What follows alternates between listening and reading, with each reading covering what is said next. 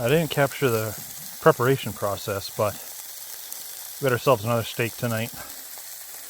Of course, I got the Montreal steak seasoning on it, but I had some leftover jalapenos from breakfast, so I threw those on there. I won't eat the jalapenos whole like they are, but hoping some of that spice from them gets down onto the steak.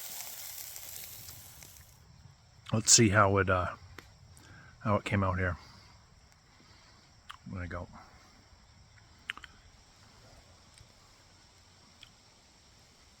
There. Just about perfect. Can definitely boy, that sun is,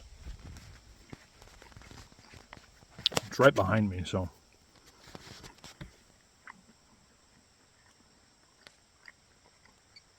but yeah, that came out real good.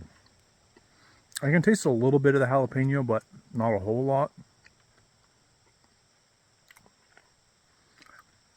I wish there was a bit more of it, but maybe there'll be more on the other portion. I got plenty. Cheers.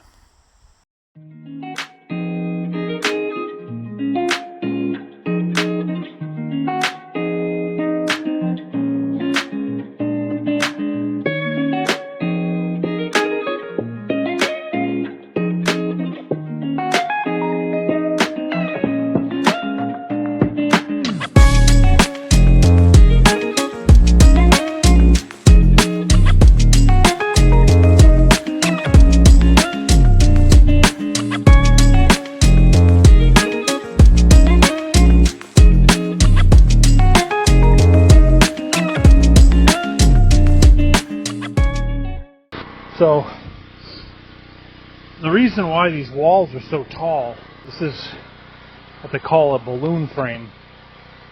The walls extend up beyond where the second story floor would be, and it creates like a natural knee wall, and just makes the structure stronger. Instead of building an 8-foot wall and then putting a 2 or 3 foot wall on top of it, you just make your original wall longer, taller. In this case, it's a 10-foot wall, so I'm going to have a 7-foot ceiling with about a 2.5-foot knee wall above it. And again, that's just for some storage space. Now you notice on the left-hand side there, I had left the end open. Going to have a window in there, but I'm not sure what size the window is going to be, so I'll stud that up after I get the window in hand. But the back side there, that will not have a window, so that's all studded out, that's ready to go. It just needs to be trued up. Right now the wall is going to be skewed to the left or right, and it's also going to be leaning forward or backward. So I've got to come out here with a level. I don't have one, unfortunately. You can use trigonometry to do a 3, 4, 5 triangle, and that'll square it up, but I'd rather just use a level, get it done all at once. But I'm out of 2x4s, and yeah, there's 2 walls missing, so I've got to cut down a tree for some 10-foot lumber. And I think I know just the tree for it. I'll take you over here.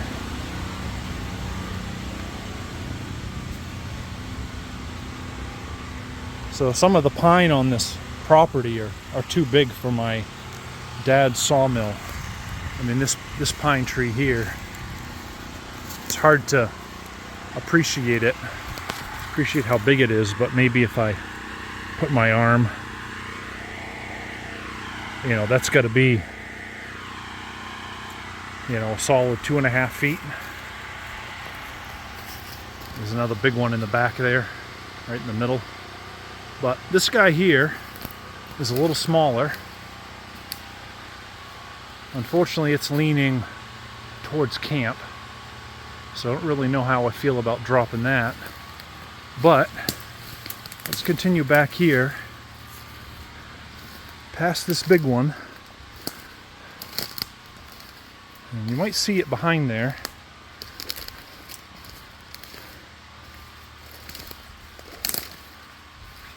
This guy here is leaning, but it's not leaning towards camp.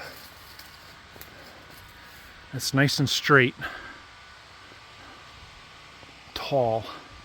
So I think I'm going to drop it today. I'm going to cut it into 10-foot lengths. When I say 10 feet, really what I mean is probably 10.5. You always cut the logs a little bit longer. I want 10-foot boards out of it, so I'm going to go 10.5 feet. Because the ends are going to be cut rough with a chainsaw. And, you know, when I got them on the table, on my chop saw, I'll true them up. And that'll make for a nice straight board with squared off ends. I'm going to set to work dropping this tree. Not sure if I'll be able to record it or not, but we'll see.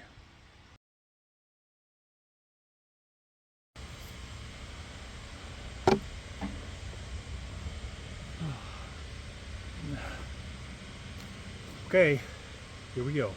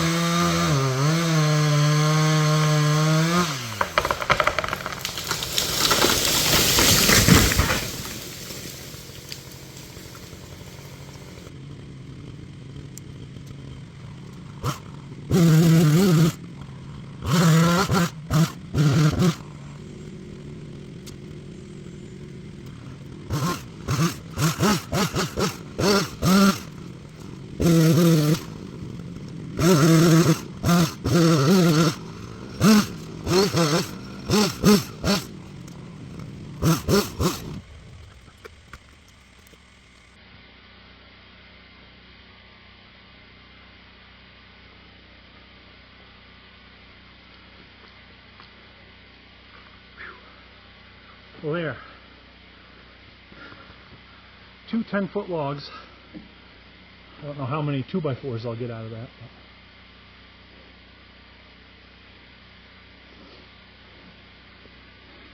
Here's a look at the stump. It's had a lot of hinge wood left in it. Now, a professional could tell you whether that's a good cut or not. I tend to think it is. If we look on the front here, this is the compression all along here. There's not much tearing going on there, but in the back, this is where all the tearing was happening, all in through here. So I seem to recall that that is a sign of a good hinge. If you're a logger or even a do-it-yourselfer and you know a little bit about cutting down trees, let me know what you think of this cut. I think it worked out pretty good. I did my notch cut. I don't know what the professional name for it is, but I cut up at an angle from underneath and then cut in straight from the side above that. I don't know if we can see it or not. Yeah, a little bit. So you can see that that's angled. Probably could have been angled a bit more. But I believe when you cut like that and you cut your wedge like that, the way the tree drops, it's less apt to break. Because obviously if this trunk were to break, there'd be a lot of wasted wood there. It helps the whole tree fall off the stump, and it almost kicks the tree out away from the stump a little bit. And then when the trunk lands, the whole trunk of the tree lands at the same time versus one end landing and taking the blunt of the force.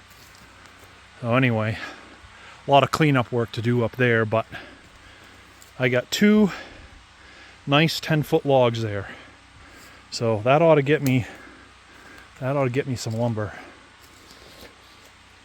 Let's see what else we got for trees around here. Let's go for a walk.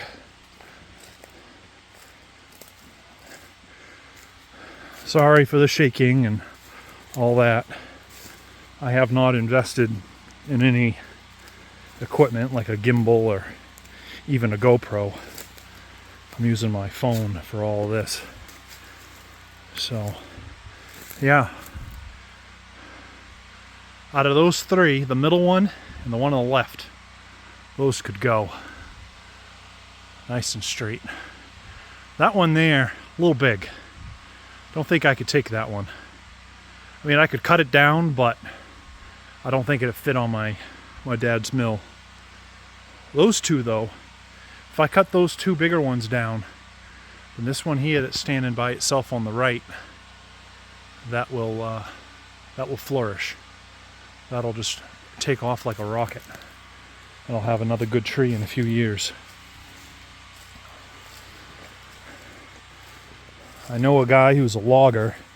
He came out here and looked at the timber and looked at the lot, and he was pretty excited about the old growth pine. I haven't measured these pine yet. I've got a special tape measure.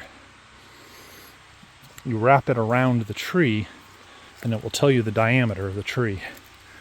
It's not your traditional linear tape measure.